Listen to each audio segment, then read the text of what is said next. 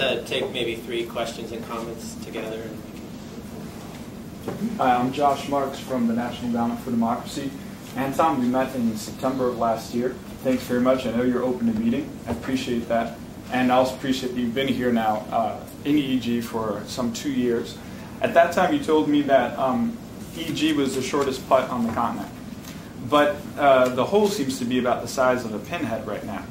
Because over the past year, I've been trying to fund civil society groups, trying to find out if there's any traction to funding certain types of groups. And it's been very difficult. I know the EU has tried a civil society mapping project as well, and they haven't really made much progress over the last 2 years. Now, this is definitely not the time to criticize these types of observations, because I'm really still interested in seeing what can be done. But I'm running out of alternatives right now as well. And next time I'm in EG, I'd love to meet with you and find out what else can happen. And I'd also open up, I'd like to hear from you right now to find out what can be done. Where are those spaces for civil society promotion, and in what areas as well? So let's take a couple more questions. Paul? Paul Gowley from Calvert Asset Management. I wonder, one of the things that was striking in Marvin's report was the differences in terms of the PSAs between the Equatorial Guinean government and other governments in the region. I wonder if you could talk at all about the capacity of the government at the time to negotiate those agreements, and if you see any challenges there in terms of their terms now. Anybody else have a comment or a question?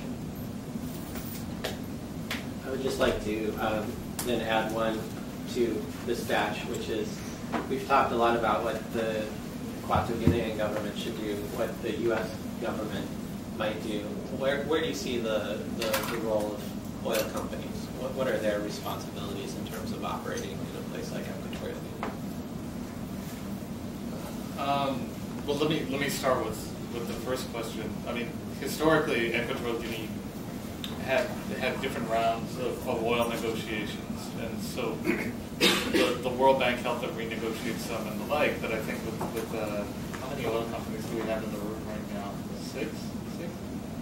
They may be better equipped to discuss the technicalities of oil deals in the country. But I think in terms of the industry and what it can do in the country, I think number one, and this is why we support an Extractive Industries Disclosure Act as well, is that there needs to be maximum transparency in their operations there, both in terms of the revenues they're sending to the government as well as other relationships. And I would note, for example, that Marathon and Hess and Exxon and several other companies did respond to our inquiries for this report. And in fact, if you look at the report, there are quite detailed responses from each of the companies about their operations there, as well as the Riggs Bank investigations and other things. So I think that there has been a level of disclosure by the companies as to what they're doing in Equatorial Guinea in the specific case. But over time, there needs to be a real commitment to disclosing how much money is being generated there, and ideally, other financial relationships or business relationships within the country, such as rental agreements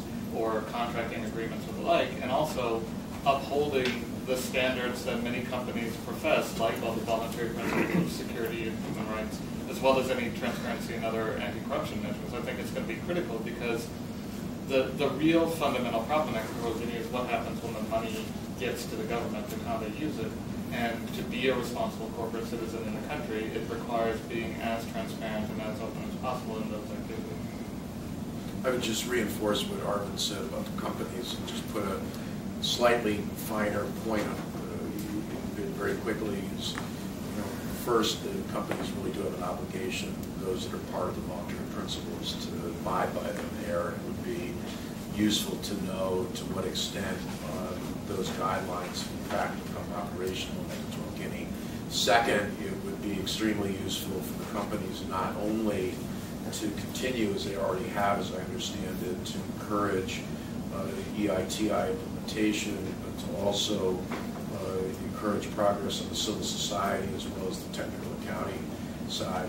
The third point I would really make, though, and this is a difficult one for the companies to hear, and it's even more difficult for them, I think, to talk about publicly. But I got no illusions about how slow the pace of change or intractable the problems are in Equatorial Guinea.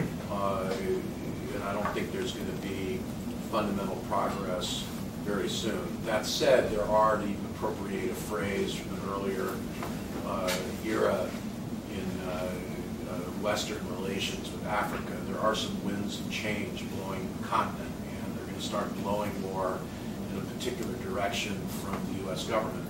With the new administration, and President Obama's speech clearly laid out that direction, as I mentioned earlier, last Saturday in Accra. And, you know, it is difficult to ask companies to be at Amnesty International or Human Rights Watch and to press for release of political prisoners and so forth and so on. I mean, this is a long-standing debate in the human rights community, the corporate responsibility community. But I think that it is very much in the company's interest to be encouraging the new administration behind the scenes to press for strong U.S. diplomacy in Equatorial Guinea to address the whole nexus of issues around the rule of law, governance, corruption, transparency, and human rights.